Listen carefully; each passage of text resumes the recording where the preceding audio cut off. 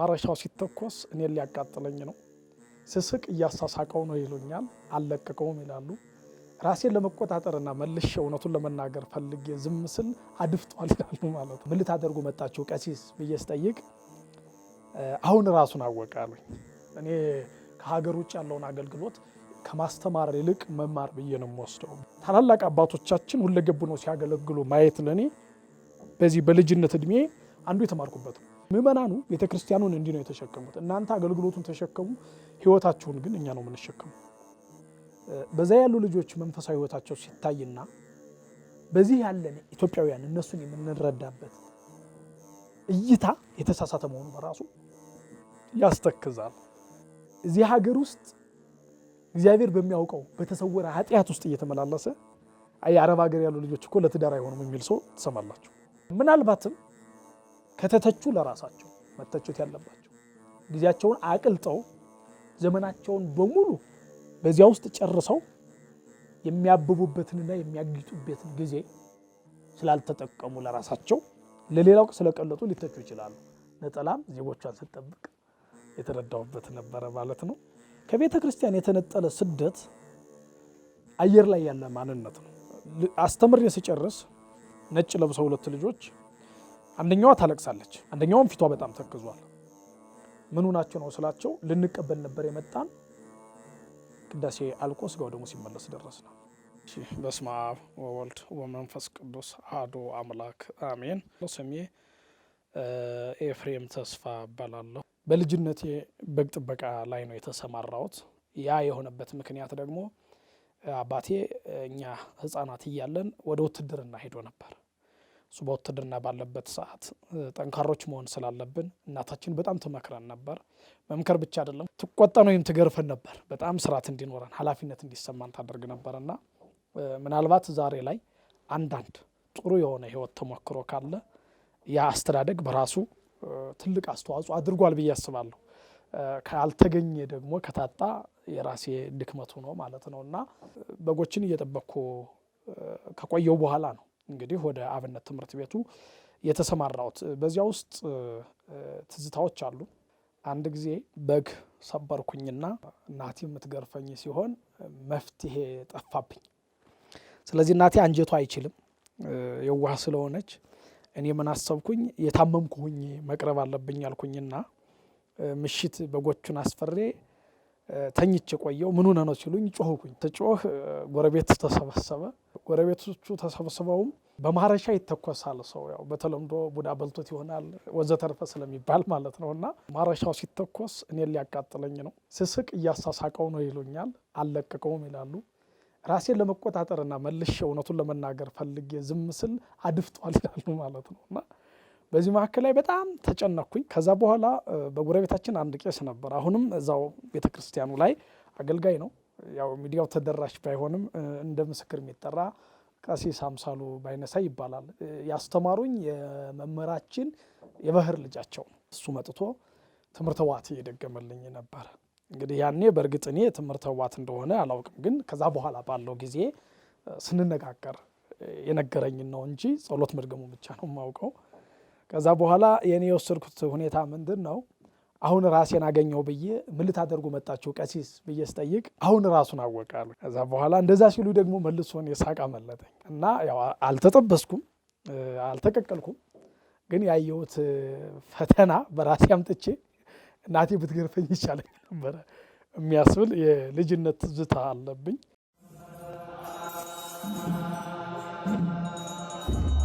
ትምህርት የጀመርኩት በተወለድኩበት አካባቢ አረጋዊ የድጓ መምህር ነበሩ። በአጸደ ነብስ ነው ያሉት። አሁን በእድሜ ተለይተዋል። ከሳቸው ዘንድ ህፃናትን ጭምር ያስተምሩ ስለነበረ በዚያው ነው የተወለድኩበት ቦታ ደብረ መድኃኒት በየዳ ኢየሱስ ይባላል። እዚያው ነው የጀመርኩት ማለት ነው። የተወሰነ ከዚያ እንደተማርኩት 1999 ዓመተ ምህረት ክህነት ለመቀበል ወደ ጎንደር አቀናሁ። በዚያም ክህነት ተቀብዬ ተመልሼ ብዙ ሳልቆይ አደባባይ ኢየሱስ ጎንደር የድጓ መምህር ነበሩ። የኔታ ይህይስ ይባላሉ። የዳዊትንና የዜማ በመጠኑ ትንሽ የመግቢያ ያህል እስከ 40 ድረስ ከሳቸው ተማርኩኝ ማለት ነው። ከዚያ በመቀጠል እዛ ዜማ ቤቱ እያለሁ የቅኔ ፍቅር ነበረብኝ። ገና ትምህርት ቤት ሳልገባ መምህራን ቅኔ ሲያደርጉ ሲደጋገም ዘሩን ባይምሮ ሲሸመድደው ያዩ ነበር የኔታ። ሌላም ተጨማሪ ምክንያቶች ነበሯቸውና እነዛን አያይዘው ወደ ቅኔ ቤት ብሄድ የተሻለ እንደሆነ የኔታ ይሄይስ በመከሩኝ መሰረት ወደ ቅኔ ቤት አቀናው። ከኔታ ዳንኤል ነው እኔ አገባብ ጽፌ ቅኔ ዘርፌ በመምህርነት ተመርቄ የወጣሁት ማለት ነው። በኋላ ጉባኤ ለመትከል ወደ ተወለድኩበት ቀዬ በሄድኩበት በአጋጣሚ የመጽሐፍ ትምህርት መማር ለሚፈልግ ሰው የኔታ ሊቀ ሊቃውንት ዕዝራ ከጎንደር እድል እንደሰጡና ወረዳ ቤተ ክህነቱ መረጃ ደርሶት እየተንቀሳቀሰ እያለ እኔ ደግሞ ቅኔ አስመስክሬ በተቀመጥኩበት ኢንፎርሜሽኑ ደረሰኝ።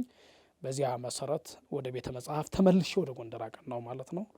በጎንደር በመንበረ መንግስት መድኃኔ ዓለም ከታላቁ ሊቅ ከጌታው የኔታ ሊቀ ሊቃውንት ዕዝራ ሐዲስ የሐዲሳት ትርጓሜን ተማርኩኝ ማለት ነው።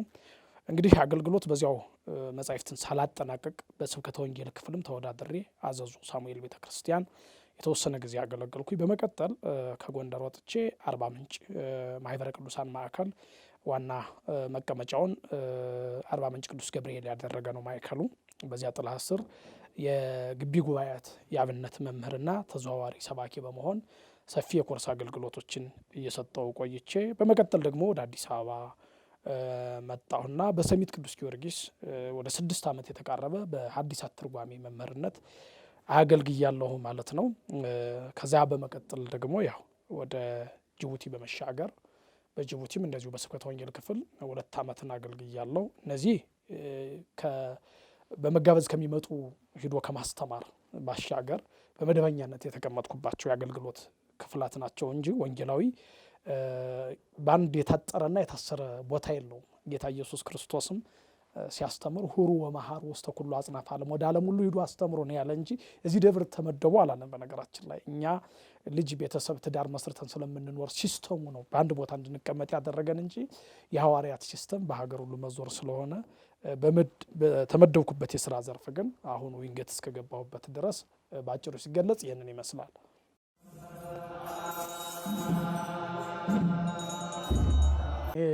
ከሀገር ውጭ ያለውን አገልግሎት ከማስተማር ይልቅ መማር ብዬ ነው የምወስደው። በቃል ማስተማር፣ በህይወት መማር። ይህን ያልኩበት ምንድን ነው? ኢትዮጵያ ውስጥ ስናገለግል የተገደበ የአገልግሎት መስመር አለ። በስንፍና የተለማመድ ነው ከአብነት ትምህርት ቤት ጀምሮ። ለምሳሌ በአብዛኛው በአብነት ትምህርት ቤት አንድ የቅኔ ተማሪ የሚቀድስና ዲያቆናት የሚለምኑት ከሆነ ትምህርቱን ማይፈልግ አድርገን እንስለዋለን። በዚህ ምክንያት ከቅዳሴ ዓለም ይገለላል፣ ከሰዓታቱ ይርቃል። ከማህሌቱም እንደዚሁ አንድ ማህሌታዊም የአብነት መምህር ሰሞን ገብቶ ሲቀድስ አይታይም። ኢትዮጵያ ውስጥ የስራው ኑሮ ጫና ይገባኛል። ሁሉን አንድ ሰው ይስራ ቢባል ኢትዮጵያ ውስጥ ከባድ እንደሆነ ይረዳኛል።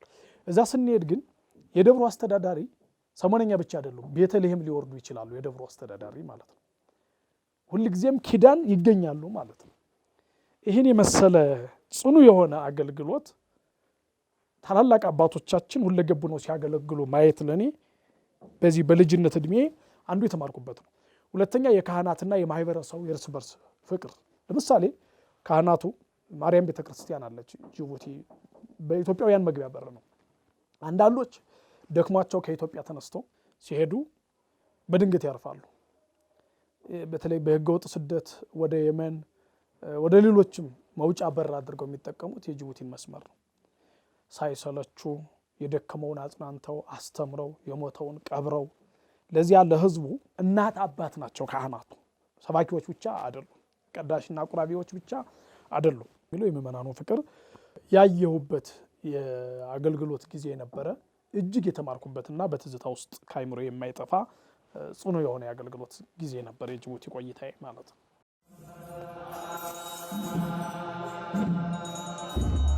ይህንን ቅኔ ያደረግኩት ባህር አጠገብ ቢሆንም ቦታው ቀይ ባህር አይደለም፣ ግን እሳቤው ቀይ ባህርንም ኢትዮጵያውያን አጠቃላይ በስደት ሆነን ስናያት ምን ትመስላለች የሚለውን ነው እንጂ ቅኔው ኩዌት በሄድኩበት ጊዜ ለወክ ስንወጣ ዝም ብለን እንደዚህ ባህር ለማየት ስንወጣ ኤፍራጥስ አካባቢ ነው ተብሎ በግምት የተነገረኝ አካባቢ ላይ እያለው በአይምሮ የመጥቶ ነው ማህበራዊ ሚዲያ ላይ የለቀኩት። ግን በአጋጣሚ ሆኖ በጣም ብዙ ሰዎች አይተውት እስካሁን ድረስ ይጠይቁታልና ምንድነው ለባቢሎን አፍላጋቲሃ ሶበ እምሩሁቅ ተዘከርናሃ ለባቢሎን አፍላጋቲሃ ሶበ እምሩሁቅ ተዘከርናሃ ለዘርህቀት ጽዮን ኢትዮጵያ ምነ ዘነበርነ አፍላጋ አሃቲ ባቢሎን በከይነ ዘነበርነ አፍላጋ አሃቲ ባቢሎን በከይነ ልዩ ለነ ማህሌታ እንዘንሰመ ኩልነ በምድር ነኪር ሶበ ይብሉነ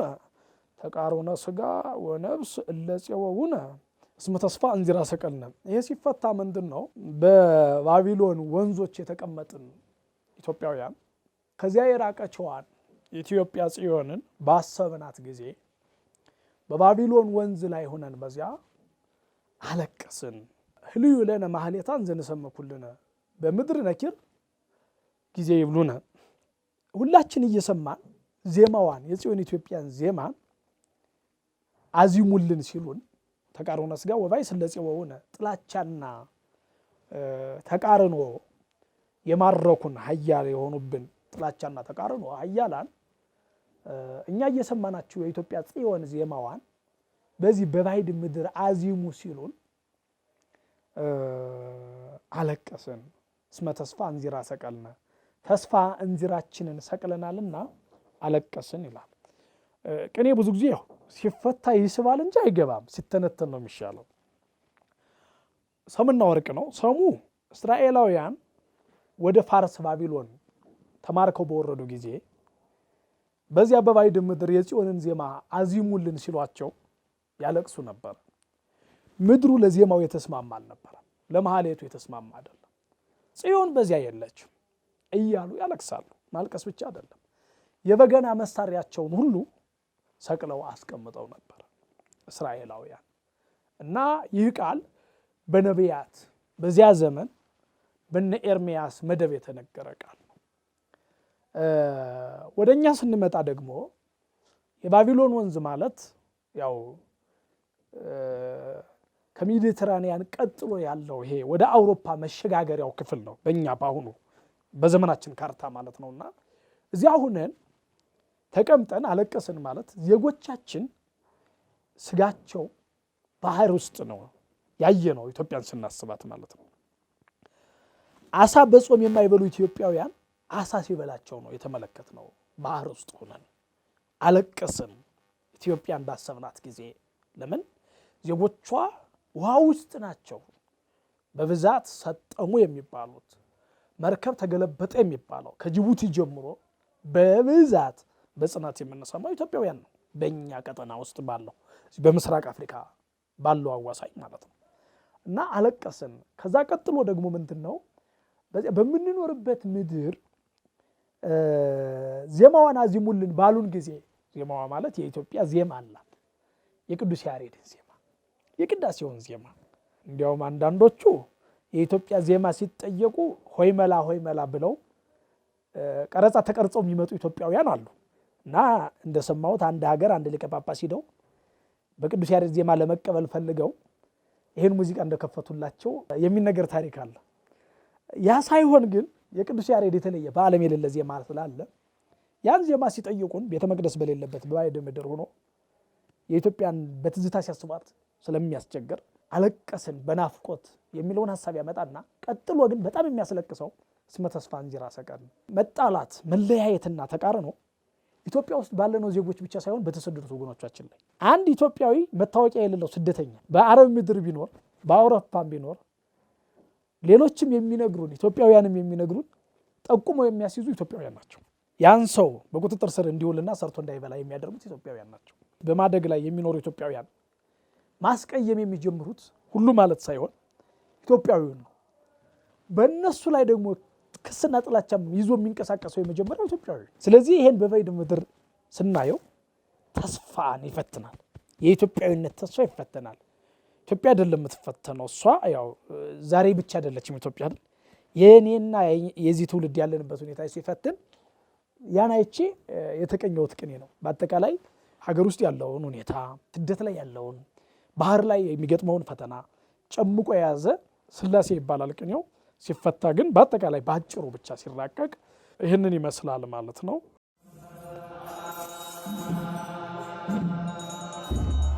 ሁለት ቦታ ላይ ነው ጊዜያቸው የ3 ወር ቆይታ ነው። ለመማር ግን ሰፊ ጊዜ ነበር። ባህሬን ነው መጀመሪያ የሄድኩት። ከባህሬን ቀጥሎ ደግሞ ኩዌት ነው የሄድኩት። ያገለገልኩት በባህሬንና በኩዌት ነው። ባህሬን 3 ወር፣ ኩዌት ደግሞ ለ3 ወር የተወሰነ ጊዜ የቀረው ሰዓት ቆይታ ነበረ ማለት ነው። በአረብ ሀገር አገልግሎት ደግሞ ከጅቡቲም ይለያል። የሚያስደስትም በመንፈሳዊነት ስስት የሚያስተክዝም ህይወት ነው የአረብ ሀገር ህይወት። የሚያስተክዘው ምንድን ነው?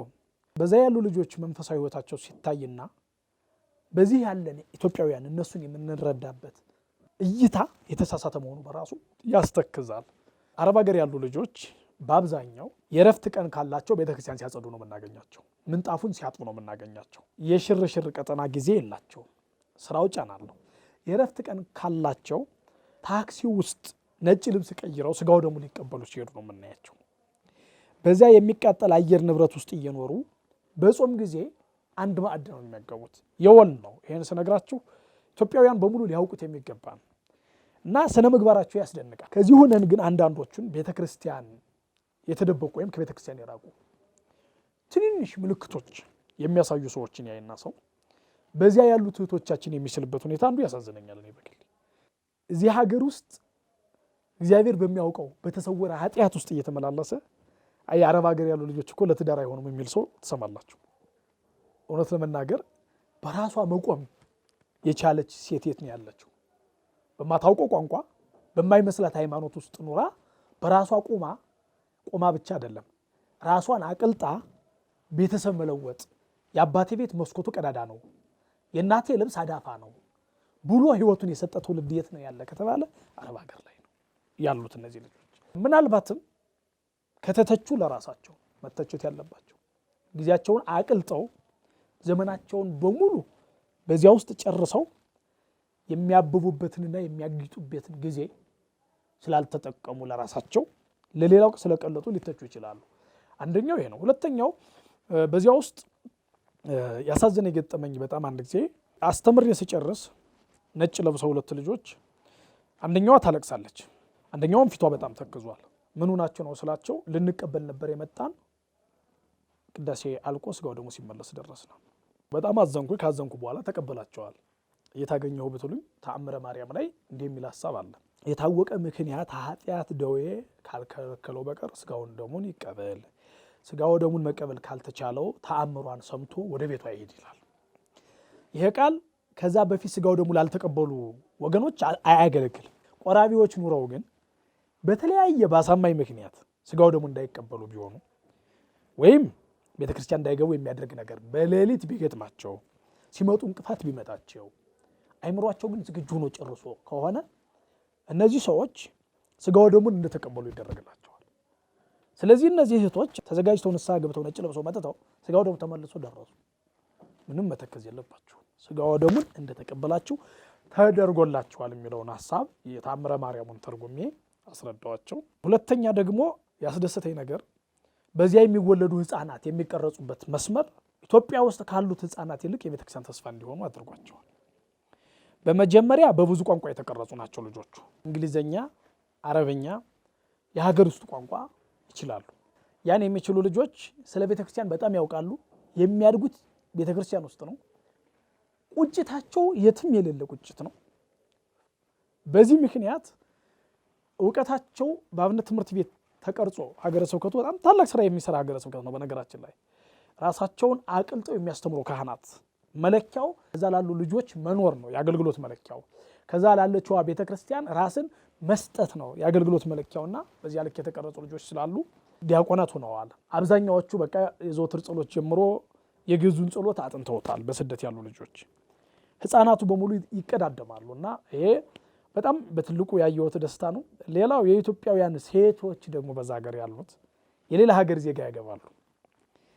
የሌላ ሀገር ዜጋ ካገቡ በኋላ አፍጋኒስታን እንኳ ቢሆን ያስጠምቁታል። ይሄ የእህቶቻችን ልዩ የሆነ አይደለም። በሃይማኖታቸው ነጠላ ጭምር ነው የሚያለብሱት። ፈረንጁን ነጠላ አስለብሰው ነው እኛ ቤት ስንሄድ ክርስትና ኖሮ ለውራኬ ስንሄድ ነጠላ የለበሰ ፈረንጅ ነው የሚጠብቀን ማለት ነው። እና የሀገራቸው አምባሳደር የሆኑ መንግስት በደብዳቤ ያልሾማቸው ኢትዮጵያውያት ቁጥራቸው በጣም ብዙ መሆኑን አረጋግጬ የወደፊቷ ኢትዮጵያ እያበራች እየሄደች ዓለምን እየሳበች እንደሆነ የተረዳውበት ሁኔታ ነው ያለው። አገልግሎቱ በአጠቃላይ ሰው ተኮር ነው። እዛ ያለው አገልግሎት አንድ አገልጋይ ነብሱ እስኪወጣ ያገለግላል። ቆሞ መናገር አልችል እስካላለ ድረስ ደከመኝ ብሎ አይቀመጥም። ዝክር፣ ማህበር፣ መባረክ ብቻ አይደለም፣ ወንጌል ተዘርግቶ የወንጌል ማዕድ ነው በዛ ቦታ ያለው። ልዩ የሆነ ህይወት ነው ያለውና ያን አይቻለው። በዚህ በጣም የተደሰትኩበት አገልግሎት ነበረ። ተመሳሳይ ነው የባህሬንም የኩዌትም። በጣም የገረመኝ ደግሞ ምንድነው የተደነኩበት በዚያ ያሉ ሙስሊሞች ለኛ ክርስቲያኖች ያላቸው ክብር ነው።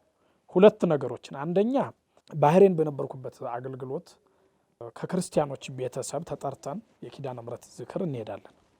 በሄድንበት እዛ ሙስሊሞች መጡና ቤተሰብ ስለሆኑ ተገኝተው እዛ ላሉት አባት አሁን ጆርዳን አሉ አባ አይምሮ ይባላሉ ክብር ለመስጠት አማርኛ እየተለማመዱ ቋንቋ ያጥራቸዋል እና በጣም ሲንሰፈሰፉ ለኛ አባቶች አየሁኝ። ጸበል ስንረጭ ማይዘምዘም ርጩን ይላሉ፣ እነሱ ማይዘምዘም ይሉታል ጸበሉ። ሙስሊሞች ናቸው ተሰልፈው ከአባ ሲረጩ አባ ጸበል ሲረጯቸው ተመለከትኩኝ።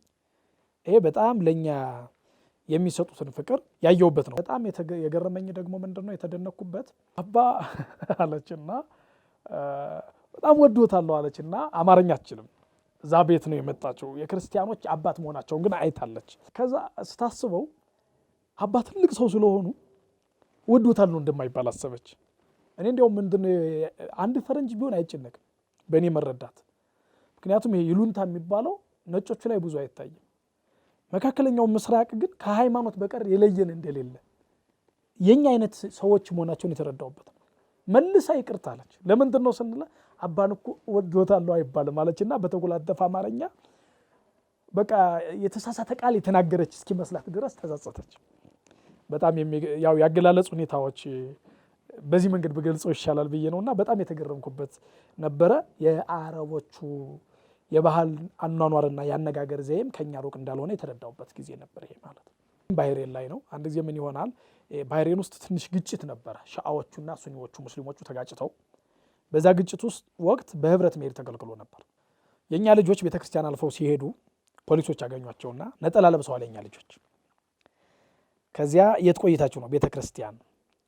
በእኛ ነጠላ አለባበስ አረቦቹ በጣም ነው የሚማረኩት የሚደሰቱት። ደስ ስላላቸው ነፃ ሰደዷቸው። ቀጥለው ፕሮቴስታንቶቹን አገኟቸው የኛ ኢትዮጵያውያን። የት ቆይታችሁ ነው? ቤተክርስቲያን አሉ እነሱ። የኢትዮጵያ ሰው ቤተክርስቲያን ሲሄድ በሱፍ አይሄድ፣ ውሸታቸው ነው እናንተ የቆያችሁት ሌላ ቦታ ላይ ነው ብለው እነሱን ሰብስበው አሰሯቸው። ይሄ ማለት ክርስትናችን በአግባቡ ስንተገብረው ሌሎች ጭምር ምን ያህል እንደሚሳቡበት ያየውበትና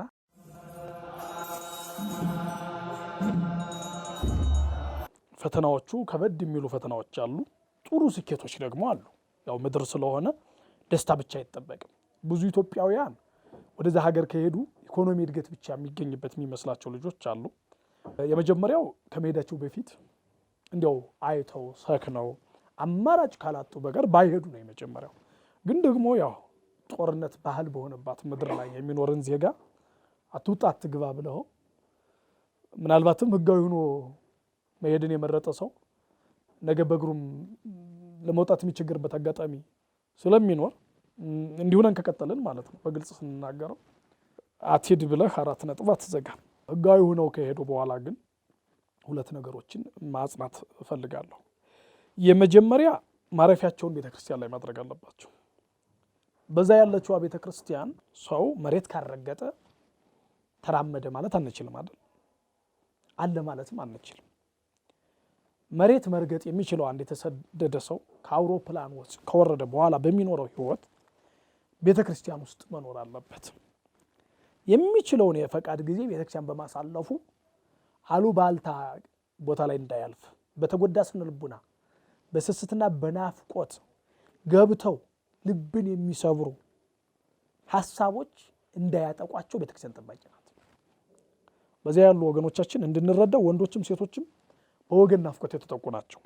በወገን ናፍቆት የተጠቃ ሰው ደግሞ ትንሽ ድምጽ ያታልለዋል፣ ትንሽ ሰላምታ ያታልለዋል። በዛ ምክንያት እዛ እየቀለጡ የሚያመጡትን ገንዘብ እንደ ገቢ ምንጭ የሚቆጥሩ ኢትዮጵያውያን አሉ። በጣም በሚያሳዝን ሁኔታ ከዛ ሊጠበቁ የሚችሉት ቤተክርስቲያን ላይ በሚያገኙት ትምህርት ነው። በህመም በደዌ በአይምሮ መታወክም ጊዜ እረፍት የሚያገኙት ቤተክርስቲያን ስለሆነ አንደኛ ከቤተክርስቲያን እንዳይለይ፣ ሁለተኛ አንዳንዶች ተስፋ ቆርጠው ከዚህ ሲወጡ ከዛ ሲሄዱ ሌላ ሆኖ ይቆያቸዋል። በቃ እኛ የምንሄደው ስማችን ቀይረን ማተባችን ሰውረን ለመኖር ነው ብለው የሚያምኑና በተሳሳተ ስሌት ይሄን አሳምነው የሚሰደዱ ኢትዮጵያውያን አሉ። በዚያ ውስጥ ሁለት ነገሮችን ማንሳት ስንችል፣ አንደኛ በስደት ላይ እግዚአብሔር ከዚህ በነበራችሁት ህይወት ከተገለጠው በላይ እንደሚገለጥላችሁ ማመን አለባችሁ። ነብዩ ዳንኤል በአንበሳ ጉድጓድ ውስጥ እግዚአብሔርን ያገኘው እስራኤል ውስጥ አይደለም፣ በተሰደደበት ጊዜ። ነብዩ ኤርሚያስ የተላከ ንስር መጥቶ ያነጋገረው እስራኤል ውስጥ እያለ አይደለም፣ በተሰደደበት ምድር ነው። አይዛብ በበዙበት መካከል እግዚአብሔር ለራሱ ሲል ይሰራል። ምን ማለት ነው? ተአምሩ እንዲገለጥለት ስለሚፈልግ በዚያ ምድር ላይ። ስለዚህ በዚያ ክርስትናን እንድታንጸባርቁ እንጂ ስማችሁንም ክብራችሁንም ለውጣችሁ እንድትጠቁ አልተላካችሁም። አንደኛ። ሁለተኛ በስነ ምግባር አራያ ምሳሌ መሆን ሲችሉ የምትሰሩባቸው ሰዎች አክብረውላችሁ መኖር የምትችሉበት ከፍተኛ የሆነ አኗኗር እንዳለም መረዳት ያስፈልጋል። ስለዚህ ዳዊትም ዳውድ መሆን የለበትም። ሁለት ማርያምም ፋጡማ ሳትሆን በራሳቸው ክብርና ስም እየኖሩ ጥቃቅን ነገሮችን ደግሞ ከንስሐ አባት ጋር እየተመካከሩ ጸንተው እንዲኖሩ መልእክት ይሄ ነው። ሌላው ከኢኮኖሚ አንጻር መምከር እፈልጋለሁ። እኛ ኢትዮጵያውያን በኢኮኖሚ ድህነት ውስጥ ነው የምንኖረው። ወገኖቻችን ቢላ ካንጠላም ግን እንቀይራለን ወይ ሲባል አንቀየርም። የማንቀየረው ምንድን ነው? በትንንሽ እርዳታ መኪና ማንገዛም። ያ ሲቆም ቤታችንም አይፈርስም። በጫናና በትግል እንቀጥላለን። አንድ የተሰደደች ልጅ ወይም የተሰደደ ልጅ ግን በጣም የተጎዳ አባቱን እናቱን መርዳቱ እንዳለ ሆኖ የዓመት በዓል መዋያ የሚለበስ ልብስ እንዳያጡ ማሰቡ እንዳለ ሆኖ በቋሚነት ግን መጀመሪያ ቤት ቢሰራ በቻለው መጠን ማረፊያ ቢኖረው፣ ዛሬ እናት አባት በእድሜ ጠንካሮች ስለሆኑ ባይመቻቸውም ሳይወድቁ ይኖራሉ። ነገ ሲያረጁ ልጃቸው ቤት ሰርቷል መጥተው ያርፋሉ። ያ ካልሆነ ግን ልጅ በስደት ዓለም ውስጥ አሁን ስታባክን ለጠየቃት ሁሉ የማይለውጥ እርዳታ ስታደርግ ትቆያለች። ኃይሏ ደክሞ ሀገር ውስጥ ስትገባ አባቷም ደክመዋል፣ እናቷም ደክመዋል። አባት መጦሪያ ሲፈልግ ልጅ ራሷ ተጧሪ ትሆናለች። ይህ እንዳይገጥማቸውና አንዳንዶች መጥተው ኢትዮጵያ ውስጥ የጠበቁትን ነገር ሲያጡት አይምሯቸው ተነክቶ በየጸበሉ የሚንከራተቱ ልጆችን እናውቃቸዋለን። ስለዚህ መጀመሪያ የድካም ወዛችሁን በጥቂቱ ከምታደርጉት ለበረከት ከምታደርጉት ባሻገር እባካችሁ ህይወታችሁን ለመቀየርና እናንተ መውለድ አለባችሁ፣ ዘር መተካት አለባችሁ፣ ማረፍ አለባችሁ፣ መመለስ አለባችሁ። በእናንተ ቅንነት ውስጥ የተወለዱ ኢትዮጵያውያን ነገ ሀገርን መቀየር እንደሚችሉ ማመን አለባችሁ። ራሳችሁን አቅልጣችሁ ብትቀሩ ሀገር እንደምትበደል መረዳት አለባችሁ። አሁን ከኖራችሁት ስነ ልቡና አኗኗር የሚማር ጎረቤት አለ በኖራችሁ ላይ። ርህራያችሁን የሚወርስ ቤተሰብ መመስረት አለበት እና ዘመን ካለፈ በኋላ በተሰበረ ጸጸት ላለመኖር አሁን ባላችሁበት ወንዶችም ሴቶችም መጀመሪያውኑ አቅማችሁ በፈቀደው ልክ በተወለዳችሁበት አካባቢ ከትንሽ ቀበሌ እስከ ወረዳ አልፎ ደግሞ እድሉ ካለ ከዞን እስከ ክልል ከተማዎችና እስከ ዋና ከተማው ባለ በየራሳችሁ በተመቻችሁ መጠን ማረፊያችሁን ማዘጋጀት አለባችሁ። በጦርነት እና በኢኮኖሚ ድቀት እንኳን ወደ ሀገር ውስጥ እንድትገቡ ብትገደዱ ትንሽ ማረፊያ ካላችሁ የስራ መነሻ ብቻ ነው የምታመጡት። በዛች የስራ መነሻ ሰርታችሁ ማደግ የምትችሉበት ዘመን እግዚአብሔር እንደሚያመጣ ተስፋ እናደርጋለን እና በዚህ ሁኔታ ውስጥ እንድትኖሩ ፍጹም ሁሉን አጥፍቶ አባክኖ መኖርን በቅዱሳት መጻሕፍት ማስረጃ አስደግፎ ሊሰብኩ የሚፈልጉ ሰዎችም አሉ። ይህም ትክክል አይደለም። ያ ለፍጹማን ነው እንጂ በዓለም ውስጥ ላሉ ሰዎች በሀብታቸው በጎ እንዲሰሩበት እንጂ ሁሌም ምንም የሌላቸው ሆኖ እንዲኖሩ ቤተክርስቲያን አታስተምርም። ሲኖራችሁ ነገ ቤተክርስቲያን መገንባት ትችላላችሁ። ነገ ጉባኤ ቤት መርዳት ትችላላችሁ። ነገ ሃይማኖታችን ላይ ያለውን የኢኮኖሚ ጫና ማቅለል ስለምትችሉ እንዲያው እዚህ በላይ እንዳልናገርም አንዳንድ ስሜት በቃል ስለማይገለጽ ነው። እና ያ ነገር በግሌም በጣም የሚያሳዝነኝ የልጆች ህይወትና ብክነት ወደ ሀገር ውስጥ ሲመለሱ ያለው የህይወት መቃወስ ከሲስተሙ ማውጣት ስለሚያስቸግር ነው። ማጠቃለያ እዚህ ላይ ወደ ኢትዮጵያም ጨርሳችሁ አትጥፉ፣ ብቅ በሉ። ብቅ ስትሉ ከሲስተሙ ጋር ትላመዳላችሁ። አንድ 10 ዓመት ኑሮ የሄደ ሰው እኛን የሚያውቀን የዛሬ 10 ዓመት በነበረው ማንነታችን ነው። ገበያውን የሚያውቀው የዛሬ 10 ዓመት በነበረው ማንነቱ፣ አኗኗሩን የሚያውቀው እና ምኑን እሰራለሁ ብሎ አንዱ ተስፋ ቆርጦ የሚሰደዱትና የሚጎዱት ጭራሽ ባለመምጣታቸው ነገ እመጣለሁ ይላሉ፣ ከነገ በኋላ እንመጣለን ይላሉ። ጨርሰው ግን ይቆያሉ። ከዛ የዛሬ 20 ዓመት የሄደ ሰው ሲመጣ በ20 ዓመት ውስጥ የነበረችዋን ኢትዮጵያን ሲፈልጋት የለችም፣ ከሲስተሙ ወጥቷል ማለት ነው። ስለዚህ ኢኮኖሚው ከፈቀደ አቅም ከፈቀደ መምጣት ካልተቻለ ደግሞ አኗኗሩን ከቤተሰብ መረዳት ያስፈልጋል ብዬ አስባለሁ። እንግዲህ የኔ መልእክት ይሄ ነው።